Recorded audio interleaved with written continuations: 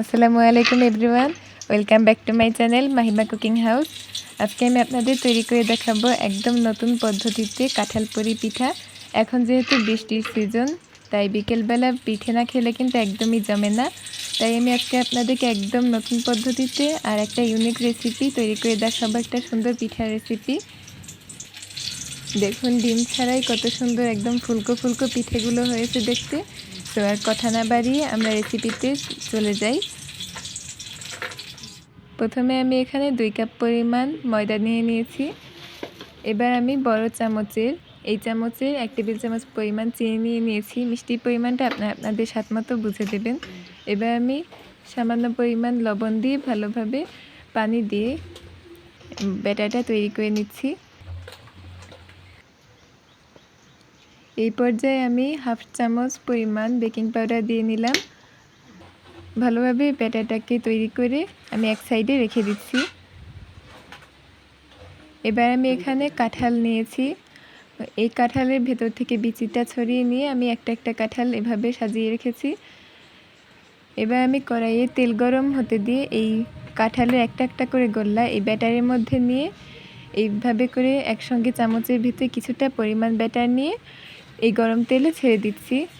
এটা এখানে বলে বোঝাবার মতো কিছু নেই, দেখেই কিন্তু এটা বুঝে নিতে হবে কিভাবে করছি কাজটা।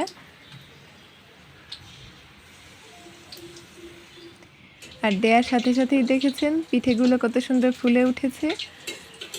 এইভাবে করে আমি একে একে সব পিঠাগুলো ভেজে নিচ্ছি হালকা ব্রাউন করে।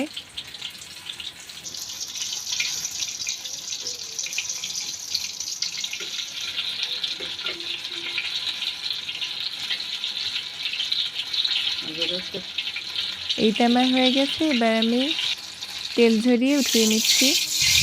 এভাবে একে একে আমি সবগুলো পিঠা ভেজে নিব। দেখুন কত সুন্দর ফুলকো ফুলকো হয়েছে পিঠাগুলো, আর দেখতেও অনেক সুন্দর লাগছে, খেতেও সম্ভব মজার। এভাবে যদি আপনারা বিকেলের এই বৃষ্টির দিনে বিশেষ করে স্ন্যাক্স হিসেবে এই পিঠাটা বানিয়ে দেন, বাচ্চারা কিন্তু বুঝতেই পারবেন যে আপনি এটা কাঁঠাল দিয়ে বানিয়েছেন। আর অনেক বাচ্চারা আছে কাঁঠাল খেতে চায় না, তাই আপনারা এইভাবে করে যদি বানিয়ে দেন তাহলে কিন্তু তারা বুঝতেও পারবে না যে আপনি এটা কাঁঠাল দিয়ে বানিয়েছেন, আর তারা অনেক মজা করেও খাবে। বাইরে থেকে ক্রিস্পি আর ফুলকো, আর ভেতর থেকে একেবারে জুসি, একদম অনেক সুন্দর একটা রেসিপি। আপনারা প্লিজ বাসায় একবার তৈরি করে দেখবেন। আর এটা বিশেষ করে এই বৃষ্টির সিজনে খেতে কিন্তু অনেক মজা লাগে। তো রেসিপিটি কেমন লাগলো অবশ্যই কমেন্টে জানাতে ভুলবেন না, আর বেশি বেশি শেয়ার করবেন আর লাইক দিবেন, আর চ্যানেলটি প্লিজ সাবস্ক্রাইব করবেন। ভেতরটা দেখতেই পাচ্ছেন কত সুন্দর জুসি, আর বাইরেটা কত সুন্দর ক্রিস্পি হয়েছে আর ফুলকো ফুলকো হয়েছে। আর আপনারা প্লিজ আমার চ্যানেলটি সাবস্ক্রাইব করবেন, কেননা আপনারা যদি আমাদের পাশে না থাকেন তাহলে কিন্তু আমরা ইন্সপায়ার হব না।